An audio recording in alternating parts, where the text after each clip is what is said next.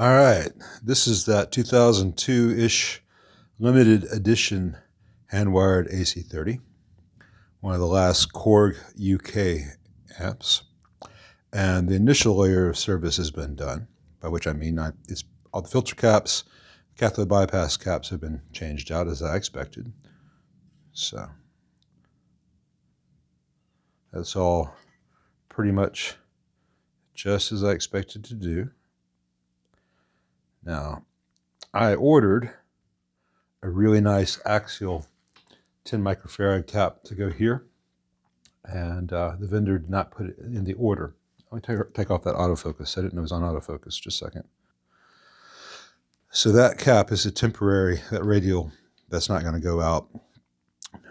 Crucially, a new cathode bypass cap for the output tubes. That's the one that told me I had to recap this amp because the original one was leaking. And the original cathode bias resistor here was very close to the original cap. That's probably why it didn't last very long. This one is much farther away than it may look from the angle here. The original was a 56. This is a 75. With the original one, the amp was idling with 120 volts coming out of the wall at 14.71 watts per EL84, which is just too hot for long life. With the 75, which is actually 75.3 ohms and 120 volts coming out of the wall, it is idling at 12.39 watts per tube, which is ideal. Now I'm going to be changing out the screen grid resistors and changing the value of the grid stoppers and going to a more reliable grid stopper. But I'm also going to be putting in a better master volume than the stock crossline. So I'm probably going to have to lift this board up to do that. I'm not going to stress out the new screen grid resistors from that. I'll change those after I install the master volume. It's just a matter of planning ahead so I don't have to put in the new screen grid resistors and then undo them to get to the bottom of the board. Now, came in with a bunch of old tubes that the owner provided. They're all good with the possible exception of this EL84, though it's not, that it's the tube, not the socket, and if you put it in a different socket, as the owner is likely to do, it will move. These are 4 old Yugoslavian EI EL84s. And I can set up a resonance in the amp by touching this tube right here. So before I go much farther, I'm going to put in a quad of EL84s that I know are good, because I think this tube, I know it's microphonic, and I can make a resonance come and go. I don't know if the resonance is going to be audible through the lav mic. Overall, this amp sounds pretty good, and you'll get to hear it in a moment. There is a hum, and if I take the amp into standby,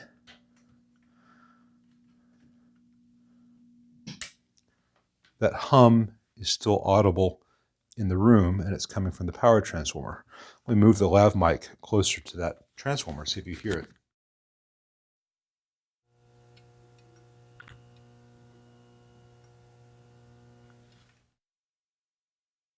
I won't know until I hear this back whether that was audible. But I can hear this transformer humming and vibrating physically as long as power is applied. And that is the exact same sound that you get through the speakers if it's out of standby. And while this amp does not have an optimal ground scheme, I don't think it's the ground scheme that's at fault. It's the power transformer, which is common with the Korgs from this era. Many power transformers in the TVX series developed the same kind of issue. When this came in, this amp was wired for 100 volt use a la Japan, and I changed the wiring to 120 volts use over here. I need to tape off this Brown 100 volt primary. Other than that, it's sounding pretty good. Let me change the mic setup, the camera setup for just a second. Okay, I'm not going to show too much of this because it's just the lav mic.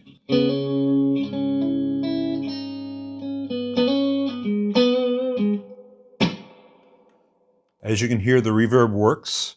It's a Fender-esque circuit.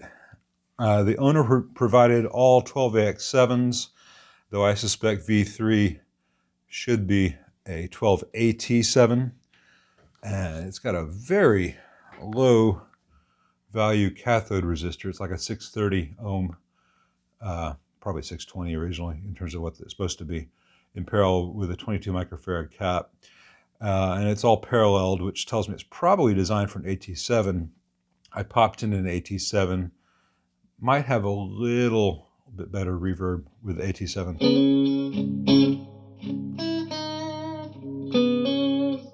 But the owner can do that. What I need to do on the reverb, if possible, is the reverb gets noisy.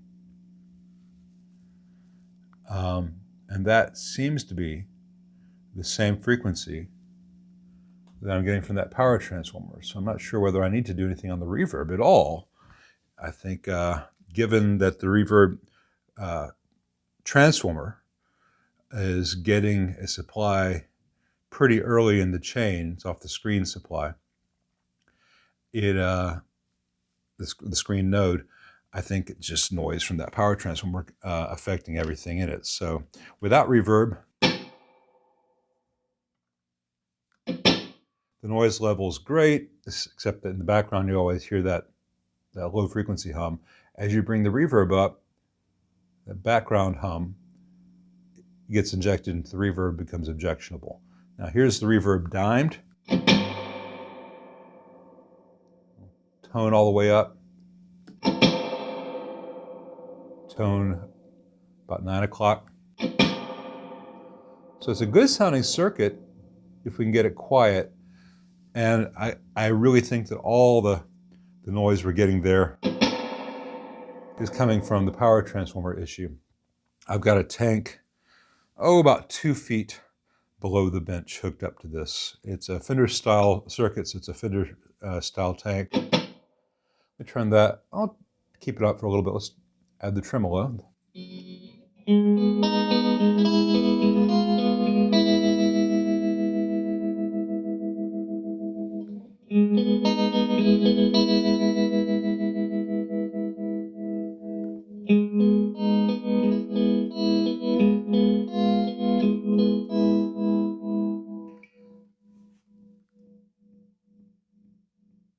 I hear that thumping, and there was a resonance at the end. It's like feedback, which that's got to be in the reverb. That thumping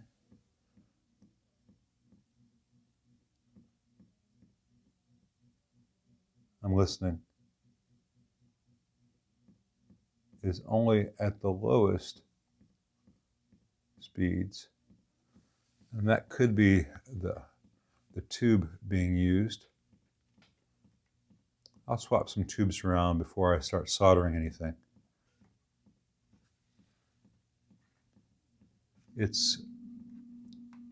Actually, I think it's our friend, the noisy EL84.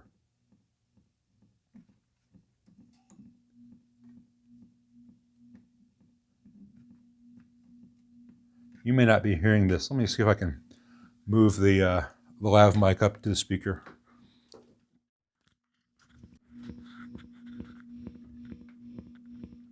I'm going to manually move and put pressure on that one EL84 that I suspect is a problem. This tremolo is an output bias tremolo. It affects the output tubes.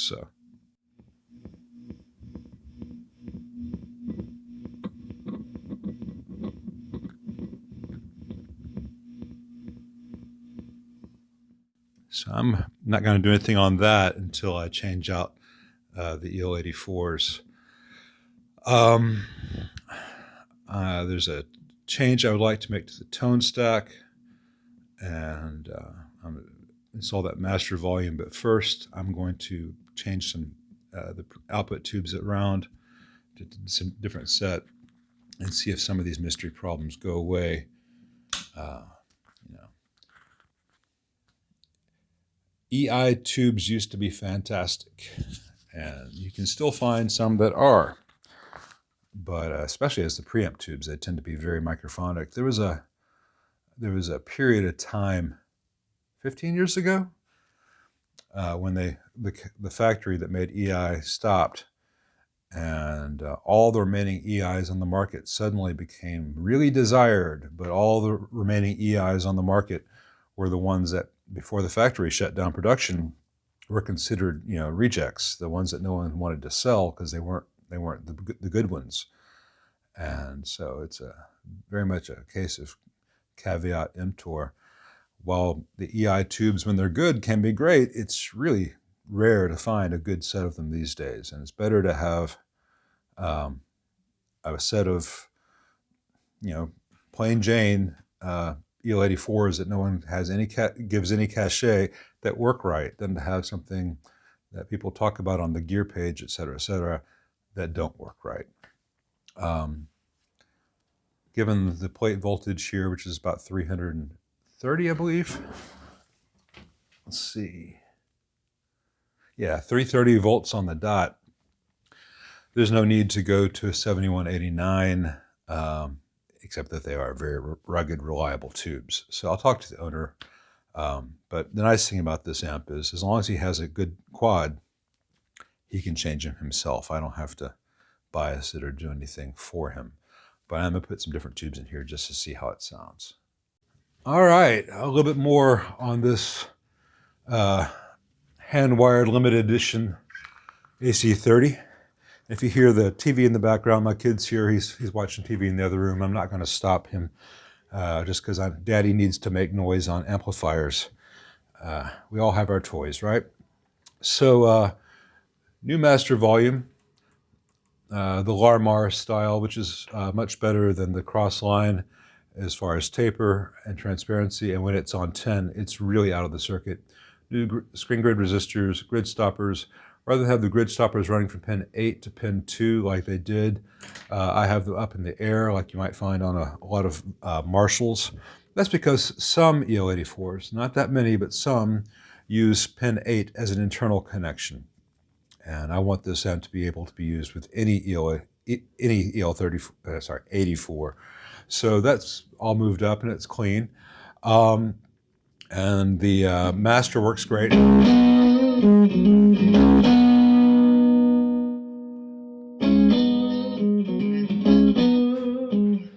Now, one of the things you might notice is that the reverb, which is now on 10, is much quieter as far as the noise than it used to be. There's still a little bit here if I get the guitar too close to the transformers. But the reason it's quieter, remember earlier in the video I mentioned that the reverb driver cathode was a 630 ohms. And that seemed weird to me. I looked at the schematic. It's supposed to have been a 1.5K. I painstakingly looked at the resistor bands, which is tough for my vision. And the stripes on the old resistor said it was a 1.5K, but it actually measured 630 ohms. So it was less than half its original value. It was failing. It was beginning to short, and that was exacerbating the noise. Now, the power transformer still is noisy, and it's going to get changed out. And this amp's getting some new EL84s.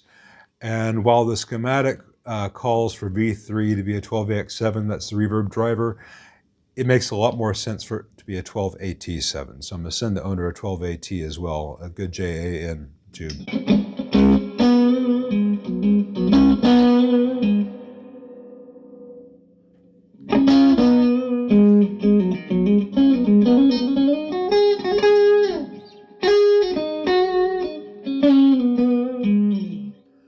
Now, I was going to make a change to the way the bass pot is wired to put the bass pot wiring back to JMI spec, but they're deriving the reverb feed from that side of the bass pot, which means that you cannot do the JMI wiring this way.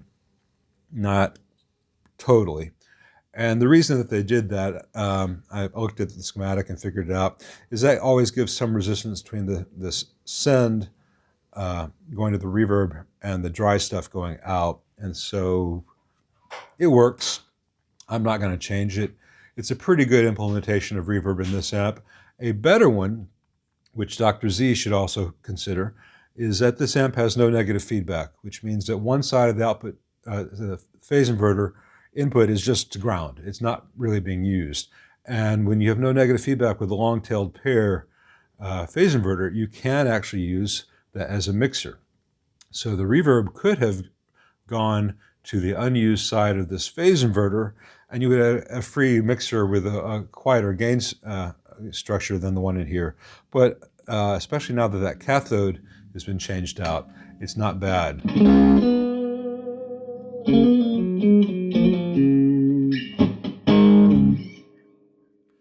So once the power transformer arrives and the tubes, we'll revisit this amp and get rid of the last of that noise in the background. But yeah, I'm really pleased with the progress so far.